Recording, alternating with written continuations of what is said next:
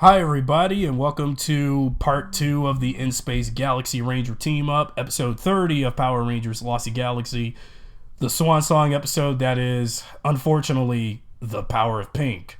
Kendrick's last full-time episode as the Pink Lost Galaxy Ranger, and this episode, dare I say, is notorious for lots of reasons, because this episode is notorious for a lot of Power Ranger fans, but for those who only care about MMPR, I'm sorry, not to be a circle jerk about it, but hear me out. For all the MMPR tards out there, you're going to wish something like this happened with Kimberly, but it almost did in MMPR Season 3, but Amy Jo Johnson had her reason to leave the series, but Valerie Vernon had some other ordeal as to why she had to leave the series midway through, was because of a certain health issue. And as we Power Ranger fans, and especially fans of Lost Galaxy, have known for years, one of the reasons why Kendricks was killed off in this episode, and one of the reasons they did this whole episode dedicated to the two Pink Rangers, is the only way Valerie will be out of the series is if they did kill her off. But yeah, this was painstaking and heartbreaking for the Galaxy Rangers, like I said before, to lose one of their own, because again, metaphorically, I think poetically, with Trakina still seeking revenge against all of the Galaxy Rangers and Terra Venture at large, is with Deviant bringing the Psycho Rangers back, with 4 of them gone, 1 is still here until the end, until that's the end of her completely in the main universe, is that Psycho Pink would destroy both Pink Rangers. But knowing Kendricks, I just didn't think that of all of the characters from the Galaxy cast, she would be the one that would be in line of duty. Now, as a kid, I just wondered, why, Kendricks? Why did you have to go into that thing? And Psycho Pink bringing up a dildo reference. Pink toy. Obviously, dildos. Whoops.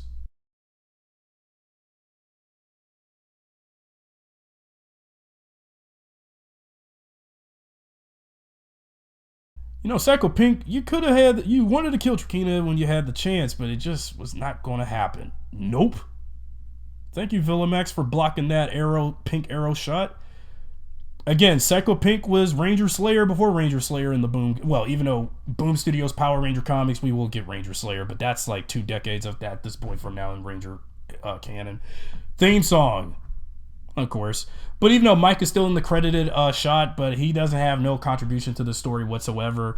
I don't even know why Mike was even in this episode, if there was nothing for him to do.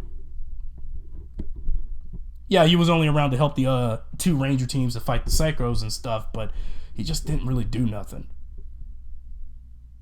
And that sucks.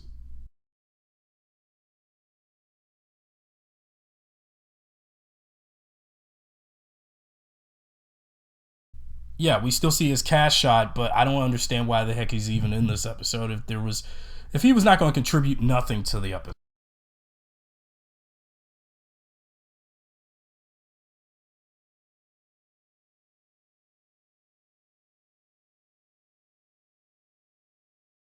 Every time I see that shot with the Red Ranger and the Battleizer, that's already foreshadowing the next 2 episodes from now at this point. Since we're 30 episodes into Lost Galaxy later, and we're getting there.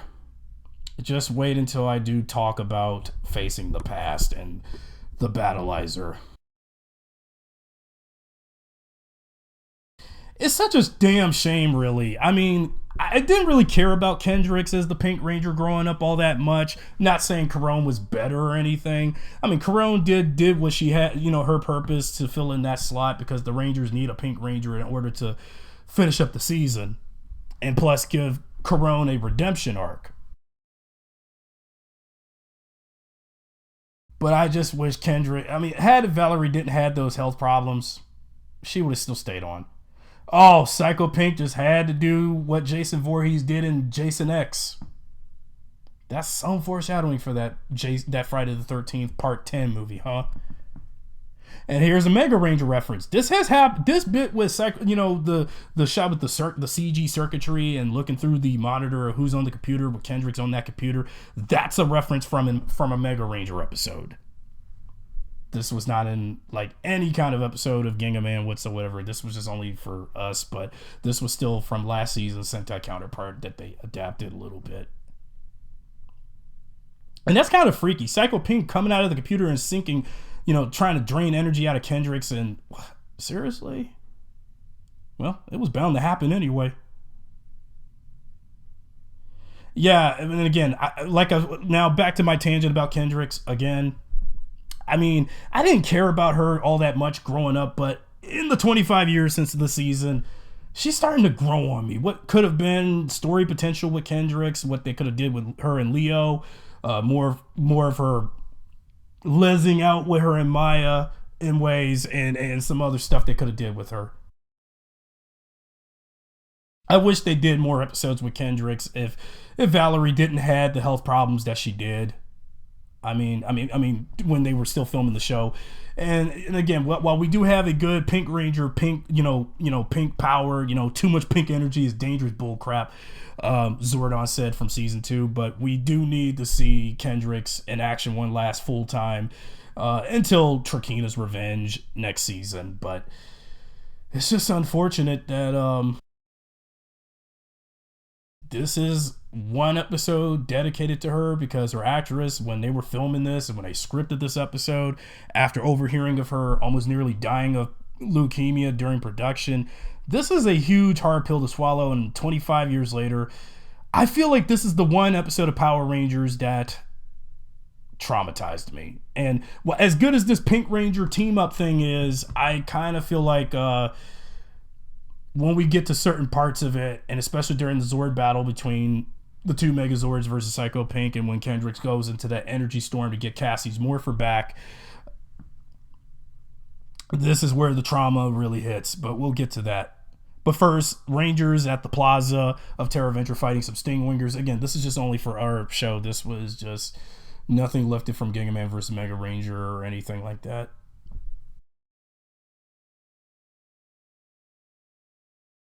Also, I do need to note this is the final episode of Lost Galaxy to see Maya's original hairdo that she had since the beginning of the season up to, well, you would think that by 30 episodes of Lost Galaxy, it was time for Serena Vincent to ditch those hair extensions that were all over her hair and stuff just for the Jungle Princess vibe that she was having.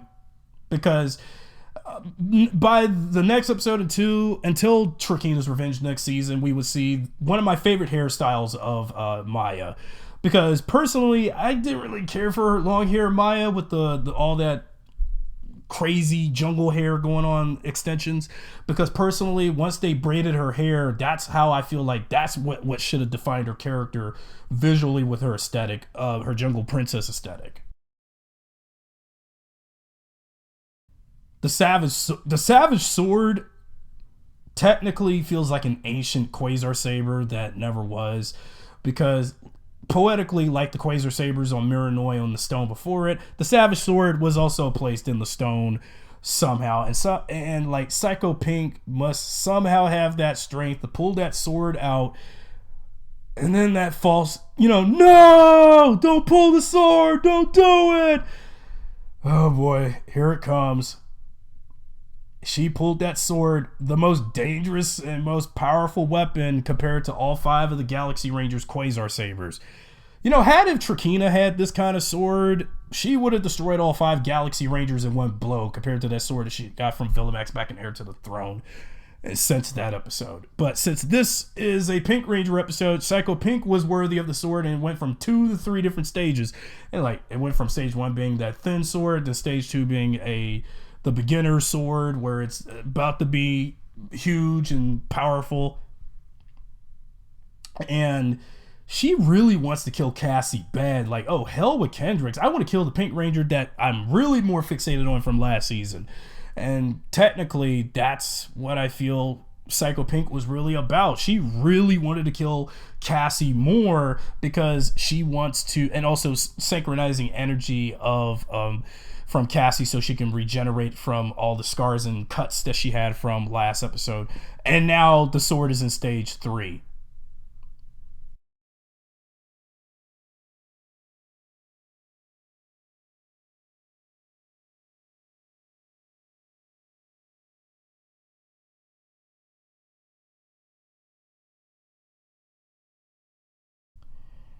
Man, I mean, Cassie is just, and this is what gets me here too, because for a lot of us, 25 years later, as great as this episode is, it's still, I feel like this episode traumatized me way more than,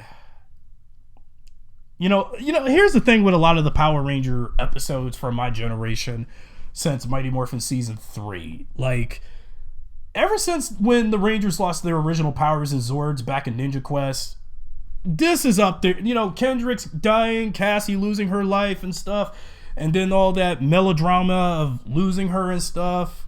And then when Kendrick's dies, this traumatized me more than when the Mighty Morphin team lost their original powers and Zords back in Ninja Quest during the third season.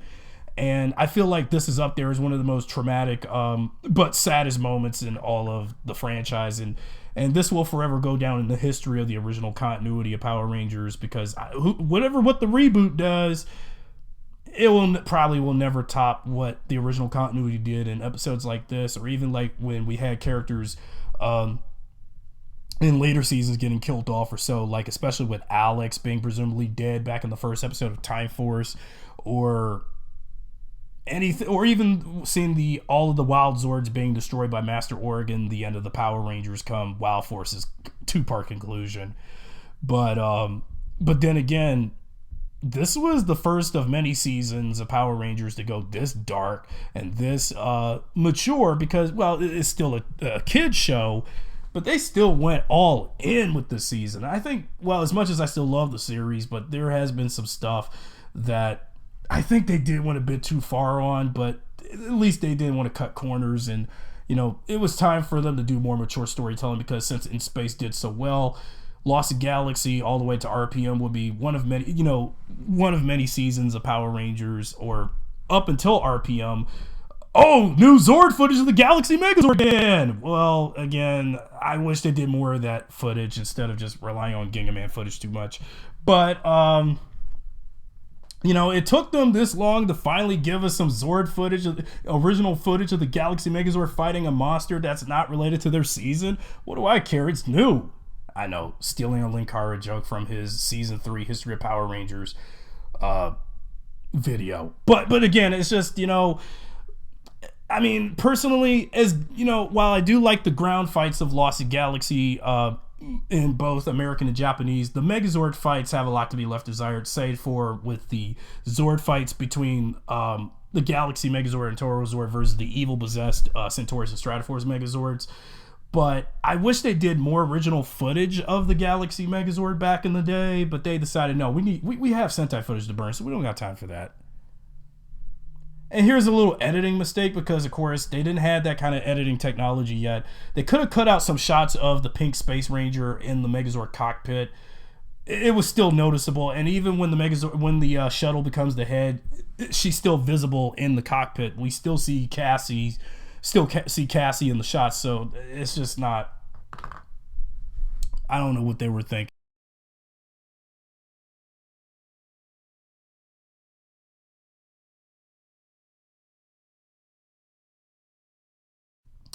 Well, we did adapt. Well, this Galaxy Megazord Astro Megazord crossover, this is also from Ginga Man vs. Mega Ranger, also minus Toro Zord, because again, I've seen Ginga Man vs. Mega Ranger like over a decade ago.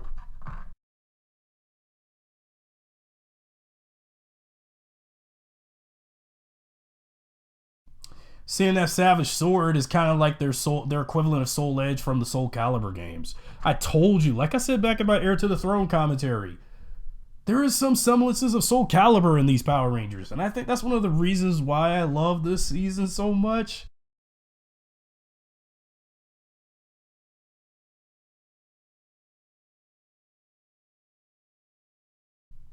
And while we got the Zord battle with Psycho Pink going on, then here comes this bit. This part that I have to admit traumatized me, and perhaps like there is no way Kendricks is going to make it out like after she gets the morpher into that storm. She's about to die, and nobody was expecting that. Nobody. I mean, hell, I didn't even expect that as a kid, but it happened.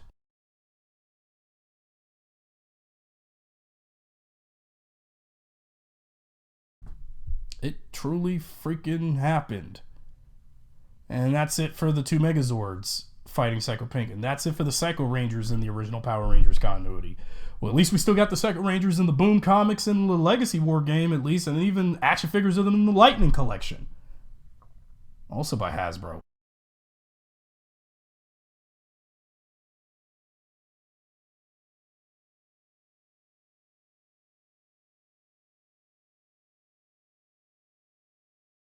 You know, that Energy Storm effect was like, you know, typical Saban Entertainment budget of how they do visual effects back then, but you gotta understand.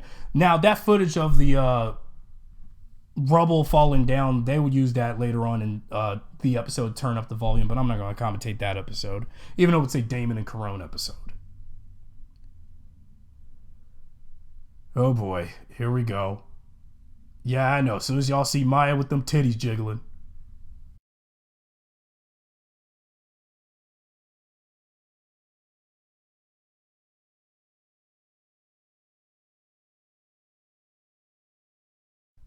Shit. They actually had the balls to kill off the Pink Ranger. Damn. I'm like, shit. I told you this. I mean, again, this was one of the few things that traumatized me growing up, but it's just, why? Like, yeah, I didn't give a crap about Kendricks as a character, but as soon as she died, I'm like, shit. Damn. They actually did it? Kendricks dying.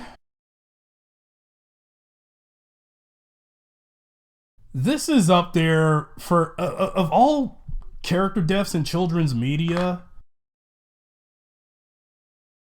Kendrick's dying in this episode of Power Rangers and this season in particular is up there with like how the kids of the 80s was with Optimus Prime dying in the 1986 Transformers movie. And also, upon my recent rewatch of Lost Galaxy for the 25th anniversary, I did started to see a bunch of I started to see some semblances of the 1986 Transformers movie in these Power Rangers. We'll wait until, especially when I talk about part 2 of Journey's End, but damn if Kendricks didn't. Well, there goes my romance with Kendricks. Yeah, I can imagine when Leo was crying for her and Maya, well, you know, of all the things Maya had, you know, of all the times Maya and Kendricks have been friends or more than that, per se, I just feel like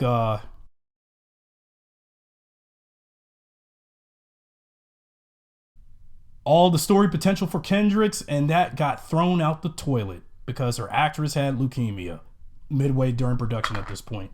But eventually, good news, she became leukemia free by the end of the season and the final episode to give the show a proper happy ending. So we can move on to next season and try not to end the season on the downer without Kendricks, no matter how important, somewhat important she was as a character. Now, I do recall that one of the reasons that Cassie was cut from this, now initially, they were going to have Cassie as the Pink Galaxy Ranger, which could have been her third Pink Ranger role. Just like Catherine was when she became the Pink Mighty Morphin Ranger, turned Pink Zeo, turned the first Pink Turbo. But Cassie could have been Pink Lost Galaxy number 2, but she was underpaid compared to most of her castmates and the Galaxy cast, but she was paid as a guest star, not like a recurring or main character. So there was a reason that Cassie had to be replaced. However, there was a script written before they did what would become Protect the Quasar Saber, where, from what I heard, even from Link Carter's revised History of Power Rangers for this season, talking about it, where they were going to do a Die Hard-esque equivalent to how Cassie would have became the new Pink Galaxy Ranger in the form of the original pitched episode Forging Friendship, and they were going to do a Die Hard-esque episode of Lost Galaxy and how Cassie would have the Pink Quasar Saber and become the new Pink Ranger, with a Stingwinger getting beaten up and stuff, being returned to Trakina saying, here's the Pink Quasar Saber and all kinds of crap. But I'm glad that didn't happen, because honestly, while that was an early draft of what would become Protect the Quasar Saber, I'm happy we got what we did get to bring back Corone and give her a proper redemption from last season. you can see why I fan cast Leo. And there were some semblances of one of the reasons why I want to do a Sam Raimi Spider-Man-esque PRLG movie is to find an actor that would resemble, every time I look back on Leo, also in specific, one of the reasons why let me pause the episode. And one of the reasons I fan cast whoever I wanted to be the Red Galaxy Ranger was to make sure there was an actor that would resemble like how even back in the day when Lost Galaxy was finished and we moved on to all those different seasons of Power Rangers, if I had an actor that would be the Red Galaxy Ranger in semblance, like if Tobey Maguire was the Red Ranger or something. But luckily in my fan film stuff, I fan cast Liam Hemsworth, but okay, whatever. But yeah, but before I close out the episode, I do need to talk about some stuff about the Power of Pink in specific. And again, if Kendricks didn't die, she would have still stayed on as the Pink Ranger. What the next couple of episodes could have been if she still stayed on. But since her actress still had those health problems, it was never going to come to be, and it's unfortunate, really. And I kind of wish she would have still stayed on, and it's unfortunate. But luckily, somebody from next season would return in the very next episode, and I think that's what also brought another true highlight to Lost Galaxy in itself.